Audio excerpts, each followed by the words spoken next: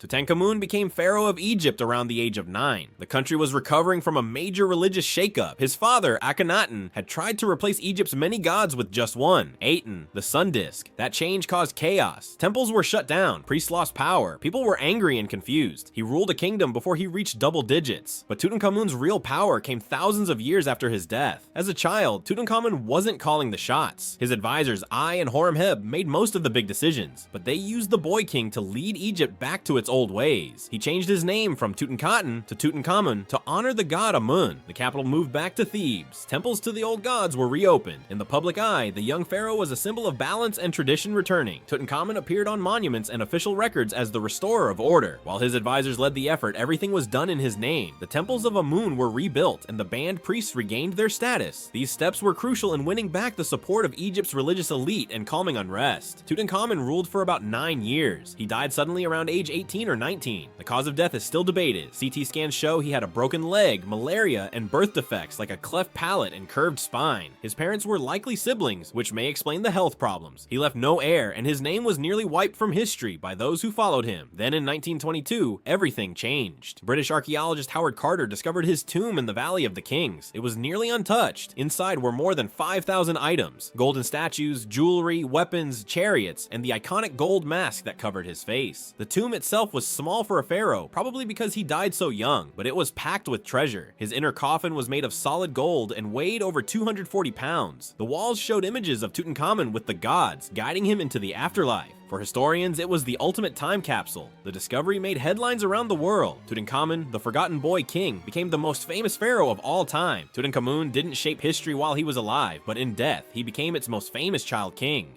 Mary, Queen of Scots. Mary became Queen of Scotland when she was just 6 days old. Her father, King James V, died shortly after her birth, and the newborn Mary inherited the throne. It was a time of political tension and instability. Because she was too young to rule, the government was run by her mother and other powerful nobles who acted in her name. Her early years were shaped by political alliances, rivalries, and threats, especially from neighboring England. To protect her from unrest, Mary was sent to France when she was 5 years old. There, she grew up in the royal court, surrounded by tutors, elegance, and influence. At 16, she married the French Crown Prince Francis. A year later, he became King Francis II, and Mary briefly held 2 titles, Queen of Scotland and Queen of France. But tragedy struck early. Francis died suddenly in the year 1560, and Mary was left widowed at only 18 years old. She returned to Scotland the next year, but the country she came back to had changed. The Protestant Reformation had swept through the land. Most of her people were now Protestant, while Mary remained Catholic. She tried to maintain peace between the religious groups and ruled with caution, but tensions remained high. Her actions were watched closely by Protestant nobles in Scotland and by her cousin Queen Elizabeth I of England. In 1565, Mary married her cousin Lord Darnley. At first, the match seemed politically wise, but the marriage quickly became troubled. Darnley was jealous, reckless, and difficult. In 1566, he was involved in the murder of Mary's close advisor David Rizzio during a dinner at Holyrood Palace. Just a year later, Darnley himself died in an explosion at his home. Though Mary was never proven guilty, suspicion followed her, especially after she married James Hepburn, the Earl of Bothwell. Many believed Bothwell had a role in Darnley's death. That marriage sparked a rebellion. The Scottish nobles turned against Mary and forced her to give up the throne in 1567. Her infant son James became King James VI. Mary was imprisoned, but she managed to escape and fled to England in 1568, hoping for help from Queen Elizabeth. Instead, Mary was treated as a threat. As a Catholic with a strong claim to the English throne, she became a symbol for those who opposed Elizabeth. For nearly 19 years, Mary was held under guard in castles and country houses across England. Eventually, she was linked to a plan known as the Babington Plot, a conspiracy to remove Elizabeth and place Mary on the throne. She was arrested, tried, and found guilty of treason. In 1587, Mary was executed at the age of 44. Her final words were prayers spoken in Latin. Though her life was filled with loss, betrayal, and struggle, her legacy endured. Her son James would one day become king of both Scotland and England, uniting the crowns as Mary had once dreamed. She was born a queen and died a prisoner. Ivan IV of Russia, known to history as Ivan the Terrible, became ruler when he was just 3 years old. His father, Grand Prince Vasily III, died in the year 1533. Young Ivan was given the title Grand Prince of Moscow. Because he was too young to govern, his mother acted as regent and ruled in his name. But when Ivan was only 8 years old, his mother died. After that, a group of nobles took control of the government. Instead of working together, the nobles began fighting among themselves for power. Ivan grew up in a court filled with violence, betrayal, and fear. He was often ignored, mistreated, and left isolated. These early years had a deep and lasting effect on him. At the age of 13, Ivan made his first bold decision. He ordered the arrest and execution of a powerful noble. It was a message to everyone that he would no longer be controlled. 3 years later, in 1547, he was crowned as Tsar of all Russia at the age of 16. The title Tsar came from the word Caesar. It meant he believed his authority came directly from God. In the beginning, Ivan showed promise as a ruler. He married Anastasia Romanovna, a noblewoman who helped calm his temper and guide his decisions. With her support and good advisors, Ivan introduced major reforms. He improved the legal system, built a stronger and more organized army, and created a council to help govern the country. He also led successful military campaigns. He conquered the Khanate of Kazan and Astrakhan, expanding Russia's land and gaining greater control over trade. But everything changed after Anastasia died in 1560. Ivan was devastated. He became suspicious, bitter, and cruel. He blamed the nobles for her death and ruled through fear and punishment. In 1565, he created the Oprichnina. This was a special part of the country that he ruled directly. He used loyal enforcers dressed in black to carry out his orders. These men targeted anyone Ivan considered a threat. Thousands of people were exiled, imprisoned, or killed. It became a time of terror. The name Ivan the Terrible stuck, though the Russian word Grozny means something closer to formidable or fearsome than cruel. One of the darkest moments of his life came when he struck and killed his own son during a violent argument. The act left him without a clear and capable heir. After his death, Russia entered a time of political chaos known as the Time of Troubles. Ivan died in 1584. He left behind a country that was stronger and more unified, but also scarred by violence and fear. His reign showed how a ruler shaped by early trauma and unchecked power can change the course of a nation for generations. Puyi, the last emperor of China. Puyi became emperor of China when he was just 2 years old. In the year 1908, the Qing emperor Guangxu died. The powerful empress dowager Cixi chose her young grandnephew Puyi to be the next ruler. The toddler was taken from his parents and brought into the Forbidden City. There he was declared the Xuantong emperor, the final ruler of a 2,000-year-old imperial dynasty. He had no idea what was happening. At his coronation, Puyi cried uncontrollably. He was terrified by the bright lights, loud drums, and strict rituals. And yet, he was now considered the son of heaven, the absolute ruler of China, at least in name. Behind the scenes, a regency managed the government. Puyi's father, Prince Chun, served as regent, but most real decisions were made by officials in the royal court. Outside the palace, China was changing fast. Revolutionary movements were rising, demanding a modern republic instead of an old monarchy. In the year 1912, just 3 years after Puyi became emperor, the Qing dynasty was overthrown. The Republic of China was declared. At the age of 6, Puyi was forced to give up the throne. Although he was no longer emperor, Puyi was allowed to stay in the Forbidden City under special conditions. He still had servants, wore royal robes, and followed ancient rituals. He was treated like a ruler, even though he had no power. Later in life, he wrote that he did not understand what had happened. To him, it still felt like he was in charge. In 1924, a warlord forced Puyi out of the Forbidden City. His royal lifestyle was over, but his story did not end there. In the 1930s, Japan invaded northeast China. They set up a puppet state called Manchukuo. The Japanese offered Puyi the throne, and he accepted. In 1934, he was crowned emperor again, but this time only in name. The Japanese controlled everything. Puyi had no real power and was constantly watched. His orders were often ignored. He stayed in this role for over 10 years. In 1945, as World War II ended, Puyi tried to escape but was captured by Soviet forces. Later, he was handed over to the new communist government in China. Instead of executing him, the officials sent Puyi to a re-education prison. There, he spent nearly 10 years learning about the revolution and the fall of the monarchy. After his release, Puyi lived quietly as an ordinary citizen. He worked as a gardener and later as a literary archivist. In his final years, he rode public buses, stood in ration lines, and lived in a small apartment like anyone else. Puyi died in 1967. He had gone from emperor to exile, from puppet to prisoner, and finally to civilian. His autobiography, called From Emperor to Citizen, told the story of his extraordinary life. He remains a symbol of a vanished world, the last child emperor of an empire that could not survive the modern age. Louis XIV, the son king of France. Louis XIV was born in 1638 in the town of Saint-Germain-en-Laye in France. His birth was seen as a miracle. His parents, King Louis XIII and Queen Anne of Austria, had been childless for over 20 years. Because of this, the royal family called him Louis the God-Given. When his father died in 1643, Louis became king of France at just 4 years old. Of course, he was too young to rule by himself. His mother took charge of the government, and a powerful church leader named Cardinal Mazarin acted as chief minister. Mazarin was more than a politician. He personally taught young Louis how to lead. But these early years were far from peaceful. France was facing a period of civil war called the Fronde. It was a series of rebellions led by nobles and city leaders who challenged royal power. During one of these uprisings, mobs forced the young king to flee Paris in the middle of the night. That moment stayed with Louis for the rest of his life. He never forgot what it felt like to be powerless in his own kingdom. When Cardinal Mazarin died in 1661, Louis surprised everyone. At the age of 22, he announced that he would rule alone. He chose not to appoint another chief minister. That decision began one of the longest and most influential reigns in European history. Louis ruled France for 72 years. Louis believed completely in absolute monarchy. He is often remembered for the phrase, "I am the state." Whether he truly said it or not, the idea described how he ruled. He took control of all parts parts of government, reduced the power of the nobility, and made sure everything led back to him. To keep the nobles close, he built the enormous palace of Versailles. He required members of the upper class to live there for part of the year. Versailles was both a symbol of royal glory and a way to keep rivals under his watch. Under Louis, France became the leading power in Europe. He expanded the military, fought several major wars, and pushed France's borders outward. He also supported the arts. Writers, painters, musicians, and architects flourished during his reign. The court of Louis XIV became known for its elegance, ceremony, and strict control. But his power came with a cost. His wars drained the royal treasury. His harsh religious policies, especially against Protestants, drove many skilled workers out of France. By the time he died in 1715, the country was heavily in debt. Many people were resentful, and the seeds of revolution had already been planted. Still, Louis XIV left a legacy few rulers could match. He called himself the Sun King, believing he was the center of France, just as the sun is the center of the universe. Akbar the Great, Emperor of India. Akbar the Great was not just one of India's most famous rulers. He also became emperor when he was only 13 years old. He was born in 1542 during a time of crisis for the Mughal Empire. His father, Emperor Humayun, had lost his throne and was forced into exile. Because of this, Akbar was born on the run in the desert stronghold of Amarkot, which is now part of present-day Pakistan. Eventually, Humayun returned and reclaimed the throne, but his comeback was short-lived. In 1556, he died after falling down a staircase. Akbar, still a teenager, was stationed with his guardian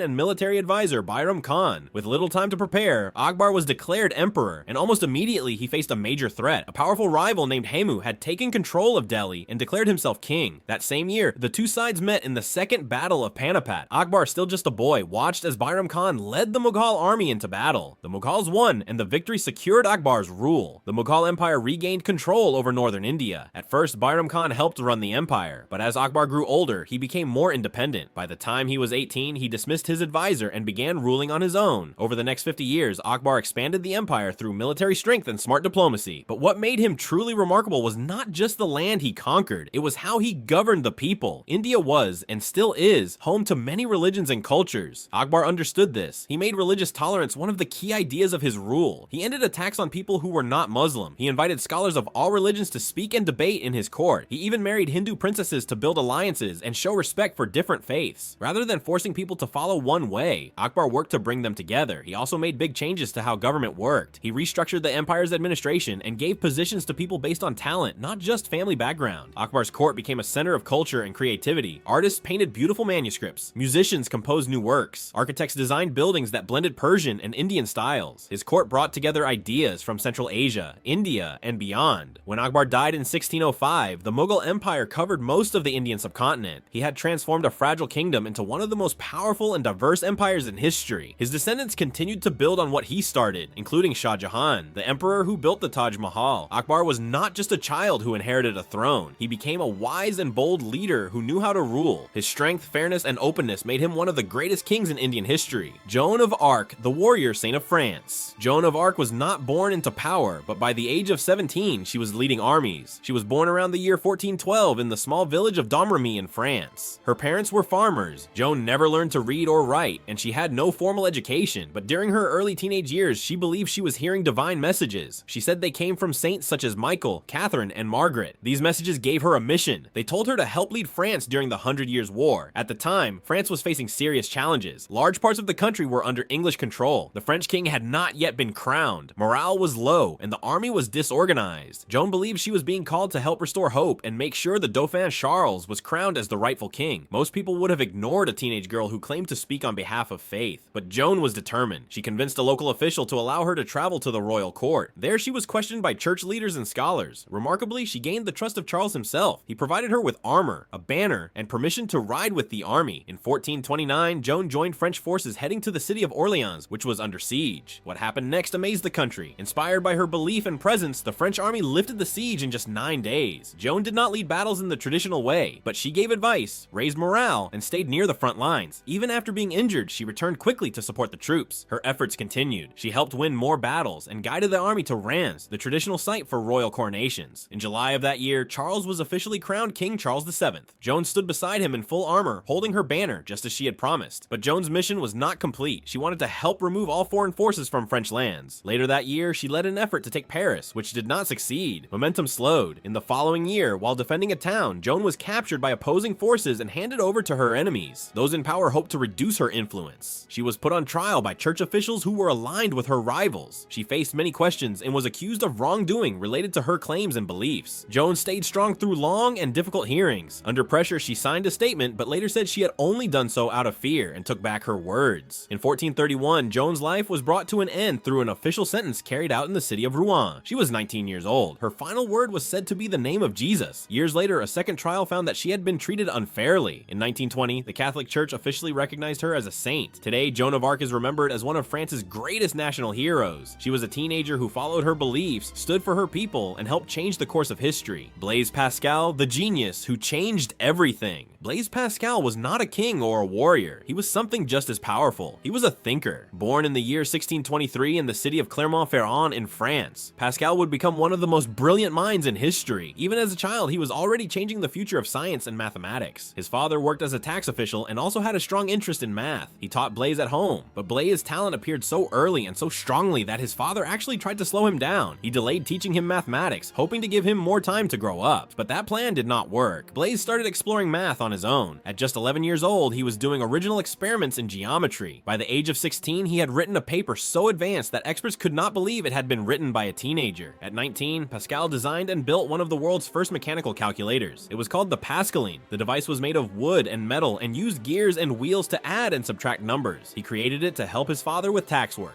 The machine was not a major success at the time, but it was far ahead of its era. Today, Pascal is remembered as one of the early pioneers of computer science. His work did not stop there. Pascal also explored physics. He proved that air pressure is real and that vacuums can exist. This was a big deal because many scientists of the time believed that a vacuum was impossible. These experiments led to what is now called Pascal's law. It says that pressure applied to a fluid is spread equally in all directions. This principle is still used today in hydraulic systems and machinery. He was also deeply interested in religion. After surviving a serious accident, he went through a spiritual awakening. In the second part of his life, he focused more on philosophy and faith. His most famous religious work was a book called Thoughts. In it, he asked big questions about belief, reason, and the meaning of life. One of the best known ideas from that book is called Pascal's wager. It is the argument that it is safer to believe in God, because if you are right, you gain everything, and if you are wrong, you lose nothing. This idea is still discussed by philosophers and religious thinkers today. Pascal dealt with poor health for most of his life, and passed away when he was just 39 years old. But in that short time, he left a huge mark on the world. His work in math, science, philosophy, and early computing still matters today. Wolfgang Amadeus Mozart, the sound of genius. Wolfgang Amadeus Mozart was performing for royalty before most children could even read. He was born in 1756 in the city of Salzburg, which is now part of Austria. From the very beginning, it was clear that Mozart was no ordinary child. His father, Leopold, was a composer and music teacher. He quickly realized that his son was not just talented, he was something rare. By the age of 3, Mozart was already picking out chords on the harpsichord. By 5, he was writing his own music. These were not just simple melodies, they had real structure and complexity. At the age of 8, he wrote his first symphony. At 12, he completed his first opera. While other children were playing games, Mozart was traveling across Europe. He performed in front of kings, queens, and emperors. He amazed audiences everywhere he went. It was not just his age that impressed people. It was the depth of his musical ability. He could play nearly any piece after hearing it only once. He could also create new music on the spot, improvising with skill far beyond his years. As he got older, his music became even more powerful. He mastered many different forms, including operas, symphonies, concertos, and chamber music. His music could be playful, dramatic, joyful, or deeply moving. Even as a teenager, Mozart was creating works that no one else could. He was not just following the great composers of the past, he was becoming one himself. Still, life was not always easy. Mozart struggled with money for much of his adult life. He was not always supported by the music world around him. Sometimes he had to take small jobs just to make ends meet, but he never stopped composing. During his teenage years alone, he wrote more than most musicians create in an entire lifetime. By the time Mozart was in his 20s, he had already written dozens of major pieces. Mozart passed away when he was only 35 years old, but in that short time, he wrote more than 600 works. Many of them, like the Magic Flute, A Little Night Music, and his famous Requiem, are still performed around the world more than 2 centuries later. Anne Frank, the voice that echoed through history. Anne Frank was just a teenager when she wrote one of the most powerful books of the 20th century. Her diary gave a voice to millions of people whose lives were silenced during the Holocaust. Anne was born in the year 1929 in Frankfurt, Germany. She grew up in a Jewish family during a time when danger was rising across Europe. When Adolf Hitler came to power, life became increasingly difficult for Jewish families. Hoping to escape persecution, the Frank family moved to the Netherlands. For a time, they felt safer there, but in 1940, that changed. German forces invaded the Netherlands, and strict laws were put in place targeting Jewish citizens. Life became more restricted and frightening. By the summer of 1942, the situation had become urgent. Jewish people were being taken from their homes and sent away. That July, Anne's older sister received a notice from the authorities. The family understood the risk and made a decision to go into hiding. Anne was just 13 years old. Along with another family and a friend, the Franks hid in a concealed space behind a bookcase in her father's former office building. They called it the Secret Annex. It was a small and crowded place, and they remained hidden there for over 2 years. While in hiding, Anne began to write in a diary she had received as a birthday gift. Her writing became her way of coping with fear, boredom, and uncertainty. She gave the diary a name, calling it Kitty, and wrote to it as if it were a trusted friend. Even at a young age, Anne wrote with depth and insight. She reflected on human nature, injustice, identity, and the meaning of life. In August of 1944, their hiding place was discovered. The people in the annex were arrested and taken away. Anne and her sister Margot were later sent to a camp where both of them became seriously ill. Anne's life ended in early 1945, just before the war came to an end. She was only 15 years old. After the war, Anne's father, Otto Frank, was the only one from the annex who survived. When he returned to Amsterdam, he found that Anne's diary had been saved by a friend. He read her words and decided to share them with the world, just as Anne had once hoped. Her diary, now known as the Diary of a Young Girl, has been translated into more than 70 languages and read by tens of millions of people. It remains one of the most personal and powerful accounts of life during the Holocaust. Malala Yousafzai became one of the most powerful voices in the world before she was even old enough to drive. She was born in the year 1997 in the town of Mingora in the Swat Valley of Pakistan. From a young age, Malala was surrounded by books, ideas, and encouragement. Her father, Ziauddin, was a teacher and ran a local school. He believed strongly in education and passed that belief on to his daughter. But when Malala was just 10 years old, her home began to change. A group known as the Taliban took control of the region. They created strict rules for everyday life. Music and television were banned. Most of all, they tried to stop girls from going to school. Many schools were closed or damaged. Girls were told to stay home. Fear and silence began to spread. Even so, Malala did not remain quiet. At the age of 11, she began writing a blog for a news organization. She used a different name to protect her identity. In her writing, she shared what life was like under these new rules. She talked about the fear, the restrictions, and her strong desire to keep learning. Her words reached people far beyond her country. Later, Malala decided to speak openly. She appeared in interviews and gave speeches. Her goal was simple and clear. She wanted education for all, especially for girls. Her message was peaceful but bold. It gained attention, and not all of it was safe. In October of the year 2012, when Malala was 15 years old, she was traveling home from school on a bus. The bus was stopped, and someone asked for her by name. What followed was an act of violence meant to silence her voice. But Malala survived. She was flown to the United Kingdom for medical treatment. Her recovery took time, but when she healed, she chose to keep going. Her voice became louder than ever. On her 16th birthday, just 1 year later, Malala stood before the United Nations and gave a speech that was heard around the world. She said that one child, one teacher, one book, and one pen can change the world. Those words became the heart of her movement. In the year 2014, at the age of 17, Malala became the youngest person ever to receive the Nobel Peace Prize. Greta Thunberg, the teenager who challenged the world. Greta Thunberg was not born into power. She did not lead an army or inherit a throne, but by the age of 15, she was standing before world leaders, asking them to take responsibility. Her voice sparked one of the largest youth movements of the 21st century, and it all began with a sign and a quiet protest. Greta was born in the year 1997 in Stockholm, Sweden. Her family included artists and performers, but Greta stood out in her own way. At the age of 11, she became deeply concerned about climate change. The more she learned, the more confused and upset she became. She could not understand why adults, governments, and companies were ignoring the science. The future of the planet was at risk, and yet the world seemed silent. That silence affected her personally. Greta struggled with depression and anxiety. She later spoke openly about being diagnosed with autism and other conditions. She did not see them as weaknesses, but as part of how she experiences the world. In August of the year 2018, Greta took a step that changed her life. At just 15 years old, she decided not to attend school. Instead, she sat alone in front of the Swedish parliament with a sign that read "School Strike for Climate." Her protest was quiet, but powerful. She was not trying to cause trouble. She was asking a simple question: if climate change is real, why is no one acting like it? Protests turned into a global movement called Fridays for Future. Young people around the world began leaving class to ask for change. Greta became a symbol of action and determination. She continued to speak out. She gave speeches at the United Nations and other major gatherings. Her words were clear and strong. She told leaders she did not want their praise or their promises. She wanted results. One of her most famous speeches was in New York in the year 2019. She told the audience they had taken her dreams and her childhood with empty words. She reminded them that people were already suffering and that the natural world was breaking down. In just a few years, Greta went from a quiet teenager with a sign to one of the most well-known climate activists scientists in the world. She has been nominated for the Nobel Peace Prize, met with presidents and prime ministers, and inspired millions to take action. Thanks for watching. Like, comment, and subscribe if you enjoyed. See you in the next one.